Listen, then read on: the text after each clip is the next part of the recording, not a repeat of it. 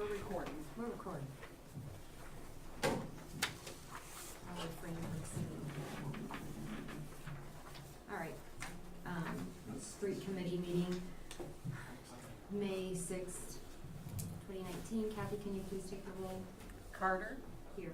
Powell, Here. Hayes. All right, let's hit it, Alan. Let's just go right into it. All right.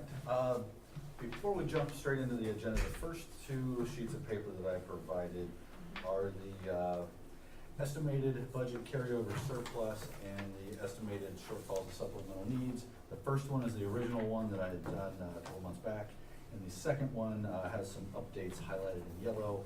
We'll reference back to that as we run through the list. Okay. So first off is the 2019 ramp. We do have a resolution on for tonight, number 036, to award to the Shelley Company. To run through the numbers on that one, we budgeted originally $650,000. We decided to increase that as planned, so that design ended up being $705,000. The Shelley Company's bid came in at $659,000 for the base bid, and the next thing after the surplus and projected needs is that bid tab, which shows, excuse me, the bid tally, which shows the construction companies, their base bid amounts and their alternate amounts. On this one, as we do have in the supplemental that's still on the agenda, I believe tonight is the second reading. We are requesting some more dollars on this one to cover the two alternate bids. The two alternates also came in right about the estimated amount.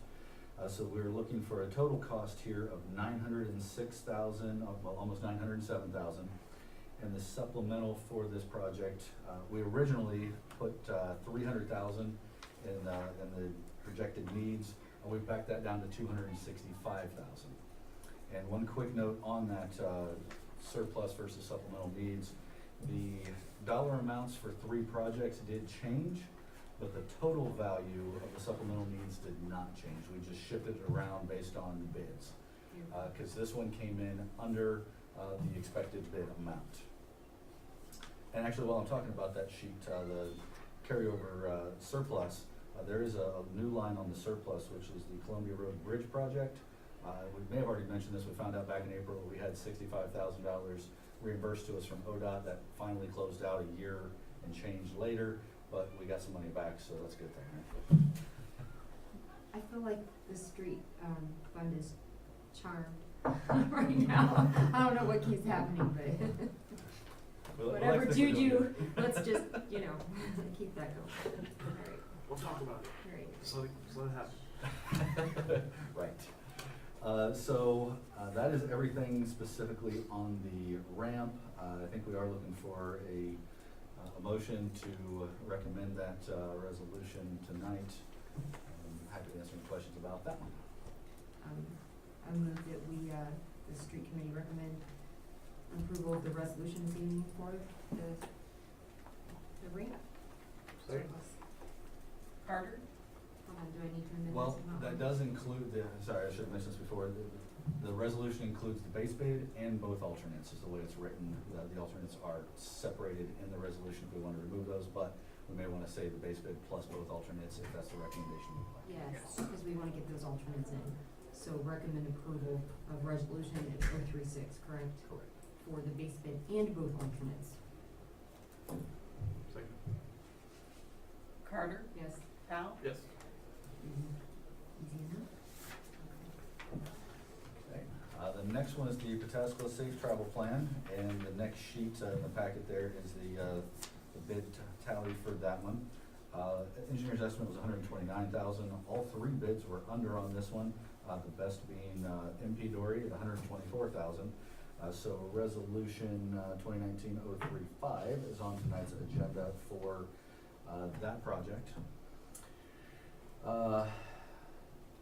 Note on this one, as far as schedule at least, that there's a lead time for the equipment of 2 to 3 months for the controller, so it's gonna take a little while before this actually gets done. Oh, okay. But getting this approved will allow them to order the stuff and continue moving forward. Wasn't the original plan to have it done by like June or something? Or am I Cause we have so many going on. I think we were planning to get it done in the summer before school starts is the goal. And if we get this awarded now, they should be pretty They close. may still get in that timeframe. They may still. And this is for phase 1 and 2. This is for phase 1 and 2, and about the budget on that one, we'd originally budgeted $65,000 for phase 1 in 2018, that lapsed. We had $40,000 budgeted this year for phase 2. We estimated $130,000, obviously we were at $124,000, so the supplemental on this one is for $95,000, taking the total project available budget to about $135,000, a little bit of buffer in there. And that is actually coming from the TIF and not the street fund, as per plan. Have we ever worked with this contractor before? They do a fair amount of our guardrail work, and they have done some signal work for us before as well. We have a pretty good rapport with them. Okay, We've used them for quite a few years. okay. Can you refresh my memory on what phase 1 and 2 entail? That is, phase 1 was basically the signal, which is replacing the controller cabinet, rewiring the signal, adding pedestrian heads for countdown timers, having a battery backup on the controller, and then installing the crosswalk across the south leg of 310 at the western intersection of 310 and Broad Street, and then doing some pedestrian improvements there, putting the curb ramps in and adding a little bit of pavement next to the bridge, moving that guardrail back to give a little more room to walk. And then phase 2 is just connecting the sidewalk from that intersection to where the sidewalk ends in front of the subway. Okay. Cool. I thought there was one other thing I was gonna say about this project, but I don't have anything else right now. Oh, the lead time, we didn't expect the lead time's gonna be that much, but when I was talking to the contractor, he said as time moves on and projects keep going in, the lead time keeps getting longer, so we thought it was gonna be a little shorter than that, and that's why. Okay. Well, it's good to get it approved so we can, when it's ready to, we're set on our end, so they can go whenever they can go, so. Yes. So on that one, we're looking for a recommendation for, there's just a base bid on that one, for 2019-035. I would, move that the street committee recommends approval of, resolution 035 for the Pataskala Safe Travel Plan Phase 1 and 2 supplemental, correct? Just for the project. Just for the project, Correct. this isn't a supplemental. Second. Carter, Yes. Powell, Yes. Okay, Oak Meadow Drive, the bid tally for this one is the last piece of paper that I provided. This one, we had 2 bids. Obviously, the estimate was $754,000. Decker Construction came in at $1 million, which is obviously not awardable. And Rock River Construction came in at $804,000, which is roughly 7% over the engineer's estimate, so it is awardable. First thing I'll mention is Rock River Construction Company. I worked with them a number of years ago and had some quality issues. Southwest Licking has worked with them recently and had some quality and responsiveness issues, as well as some restoration issues. Our challenge here is having one awardable bid, we don't have time to go for another bid this year and be able to get the project done. From what we heard after the fact, and none of the bidders or potential bidders told us this beforehand, was that the schedule was their issue, or we would have extended it out maybe another month, but we didn't hear that until after the fact, or we would have done that. Just moved the bid back a week or so, extended the time frame, and hopefully got some better interest, but that was not the case, and at this point, if we wanted to rebid it, we wouldn't be opening until probably June, and I don't think we'd be able to get the street paved by the end of the year. So our plan, or I guess what I'm anticipating is taking our best inspector and having him pretty much dedicated to this project, so that we make sure that we stay on top of them, let them know at the pre-con, like, hey, we've got some bad references, we expect that not to happen here, and do what we can to try and nip it in the bud early, I guess.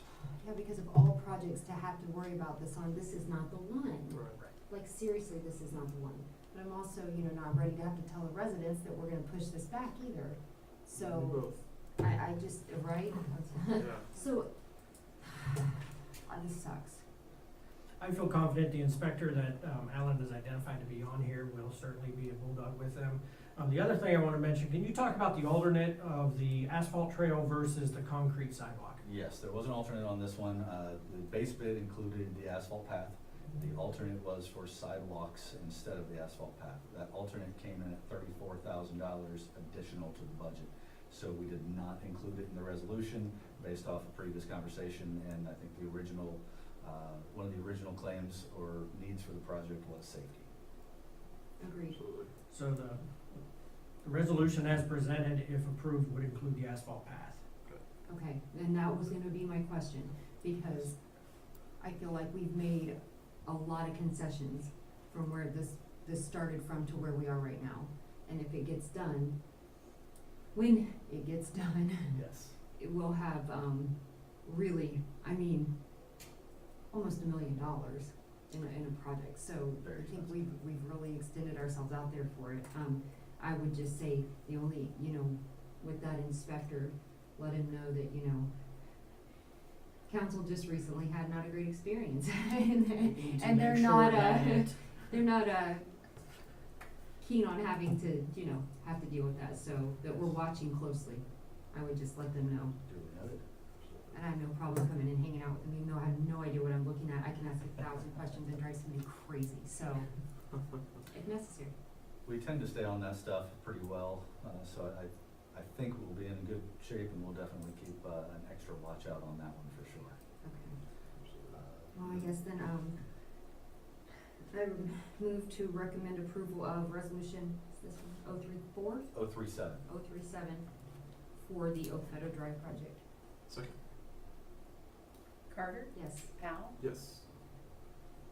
And then just one last quick note on that one, we did change the supplemental on that one as well, to bring the total project up to where it needs to be. Again, that just was shifting For dollars around between what the bid projects. came in at, right? Correct. Yes, okay. Okay, unfortunately, I don't know, so the next topic will be drainage issues. I guess we'll just start with Monarch Drive. With the weather, we're trying to get out there. We have not went out there with the engineer, Jason and myself, to shoot some grades and figure out where we need to be. We're planning to do that within the next 2 weeks or so.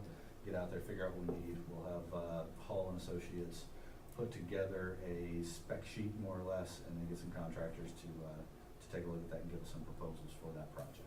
Yeah, if you would keep me, closely updated on that one, only because, there's been, with, recent rain, I've had a lot of contacts about drainage, so Likewise.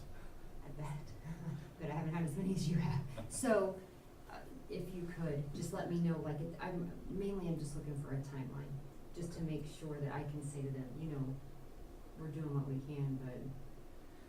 At this point, I would put roughly 3 months, 3 to 4 months, by end of summer, roughly. We can get that one done. If we can sooner, we will. Okay. The other one, the Taylor and Berry Road drainage issue, can you refresh me on that one with the timeline and exactly what we have to do? So this year, we're planning to do engineering, and next year, we're planning to do construction.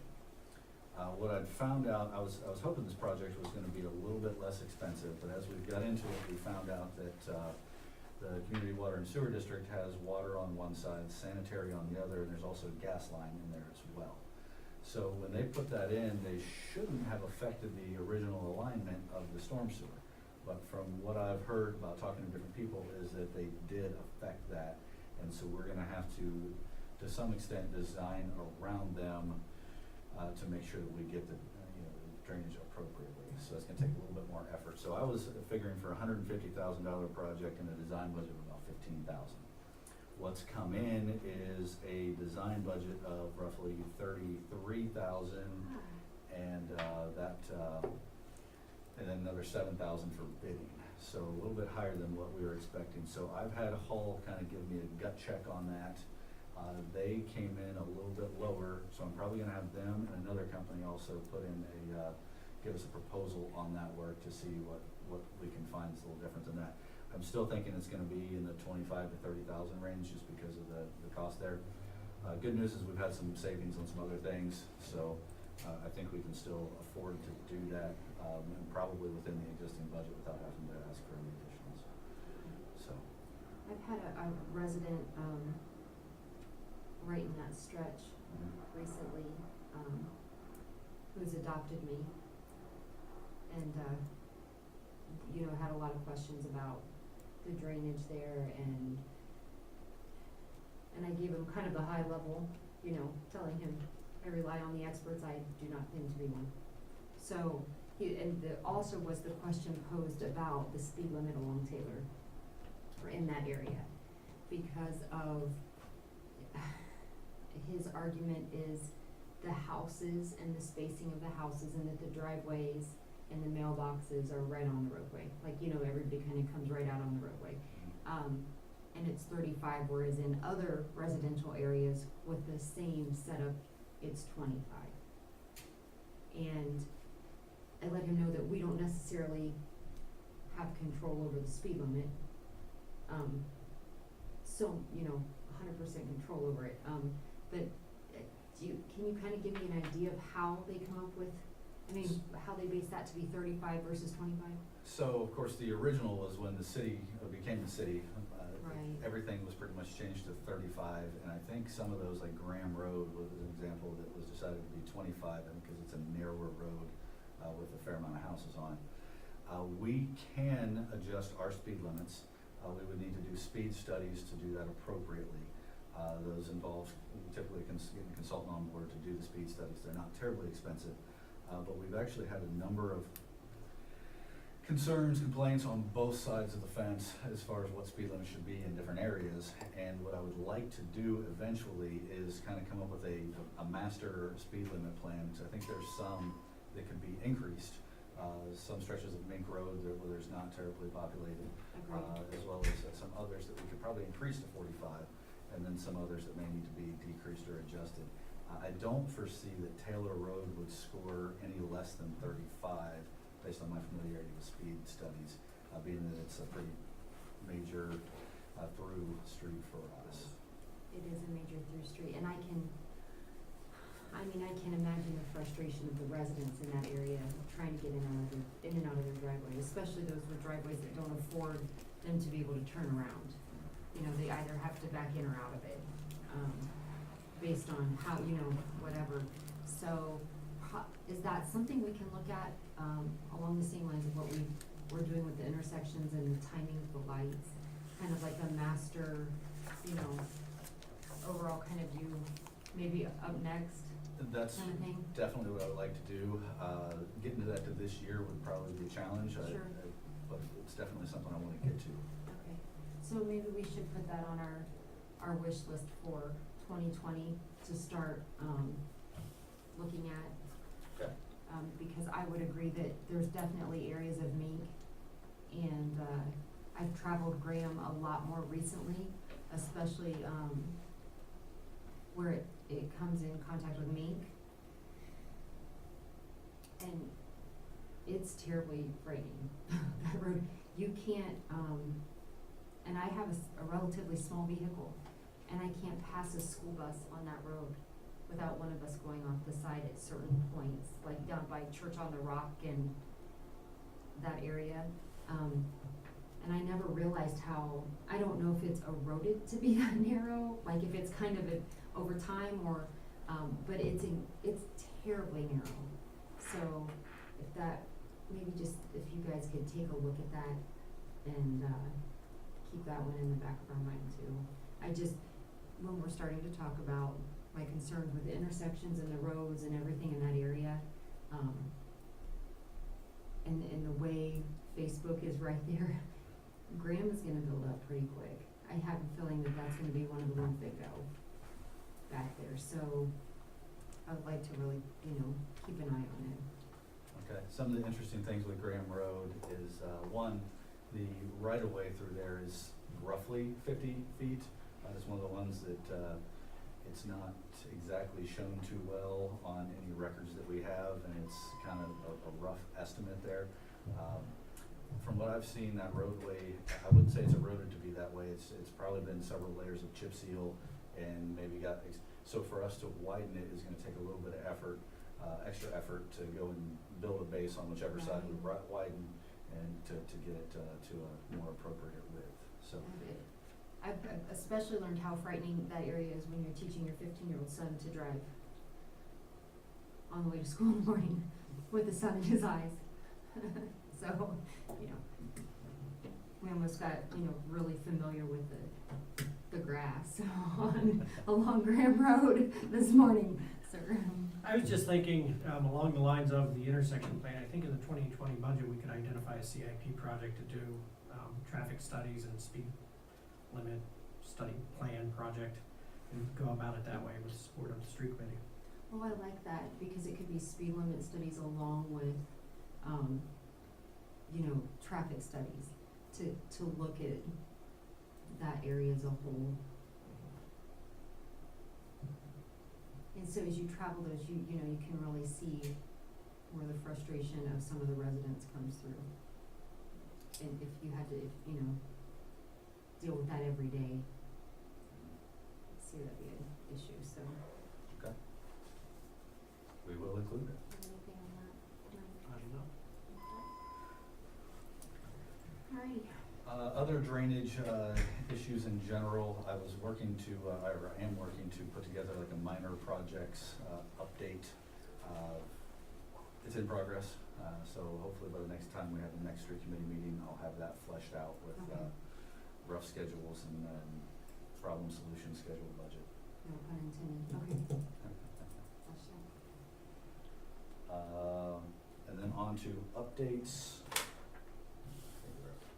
Main Street Phase 2, that is working, they're still more or less on schedule. We've had some challenges with utilities that were supposedly moved out of the way, but weren't moved out of the way. They moved the poles, but their line's still looped out in front of us, so I think we've got most of those identified. So we're still hoping for July 1st. My guess is it's gonna take a little bit longer than that. And just a note for in-house, they are replacing the culvert at the north end of that project, just north of Hayden's Corners, this week. So that'll be totally closed for about 3 days. We didn't put out an update because the road's already closed. Right. And people are, I think, finally starting to.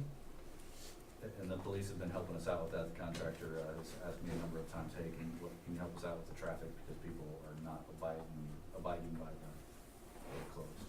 I think it's getting better though. They were not.